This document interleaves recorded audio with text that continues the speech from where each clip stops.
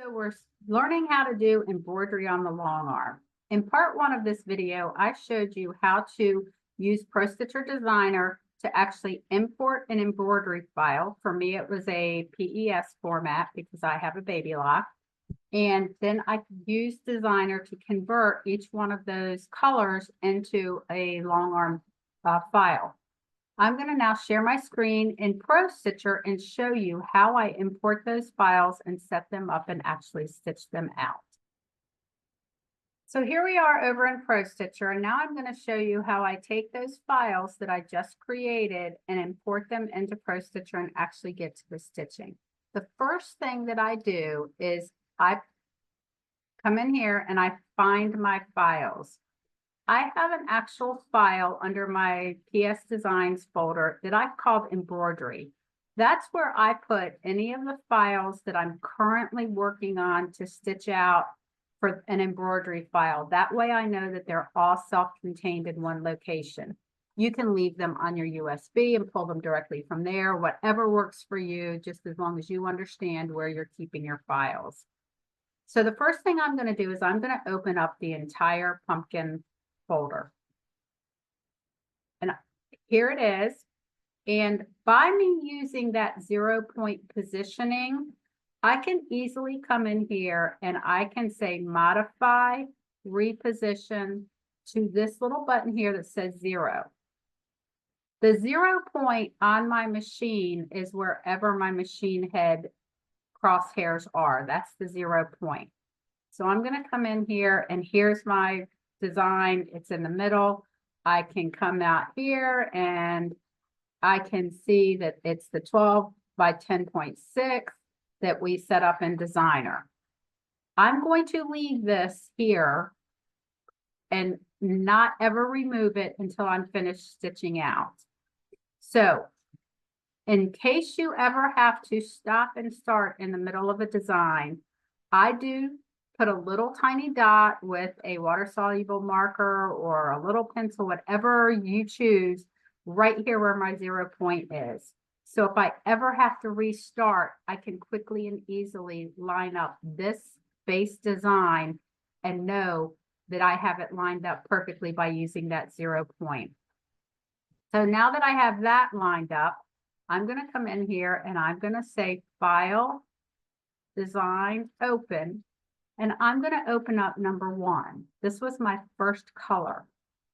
And now you'll see that this now is not over top of that design. So all I have to do is come in here and modify, reposition to 0. And it is completely lined up.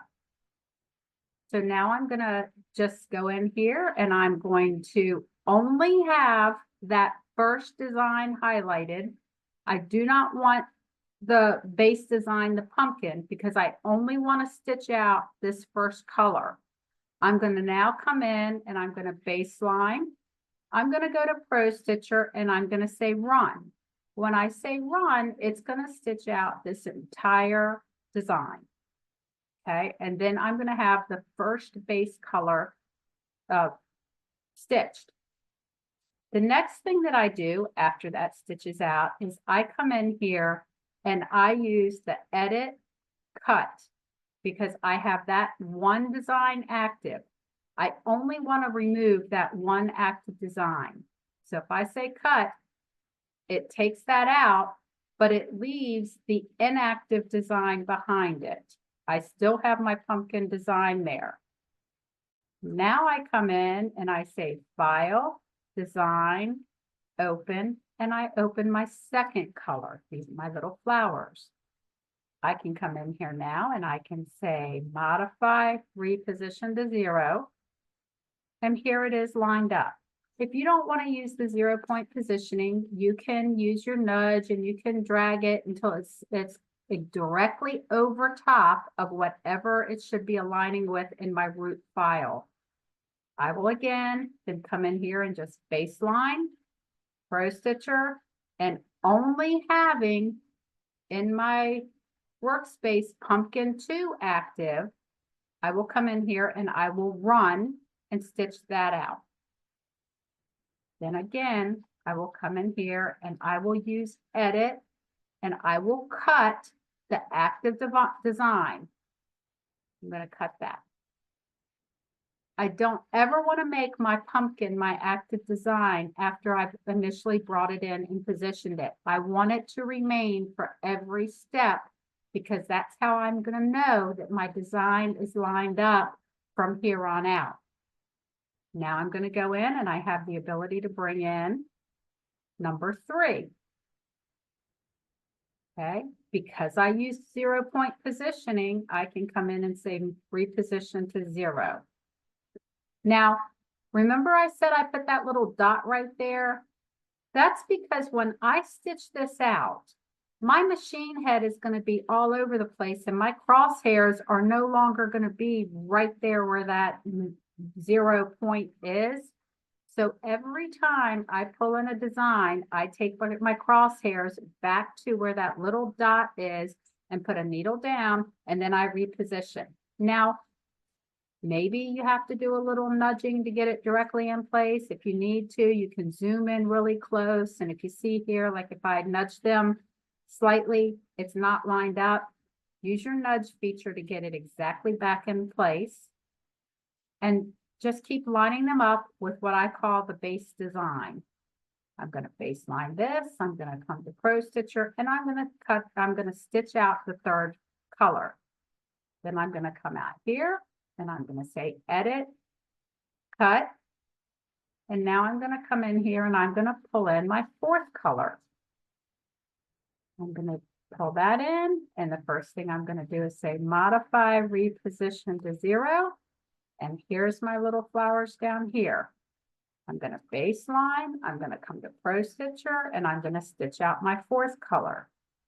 When that 4th color is stitched out, I will have my entire pumpkin, just like I do here on my pillow form. I have it stitched out, and I can now actually make this into a pillow, a yard flag, whatever it was I was originally intending for this embroidery to be. You're only limited in your size based on the size of the throat space of your machine. I have an Infinity. It has a 26-inch throat space. I've never encountered anything that I can't stitch on my Infinity because it's going to be larger. But that's your only limiting feature is how big is your throat space. So those of you that have a Amara 20, you can make your designs up to 20 inches. So I hope this has given you some inspiration. It's not that difficult. It's something that is fun, almost addicting to do once you figure out how easy it actually is to do. So go out there, try it. If you do, let me know, send me pictures. Love to see what you guys have done. If you have found this informative and you want to stay notified when I create new content, please like and subscribe to this video so you will know when I put other fun videos out there. Thanks.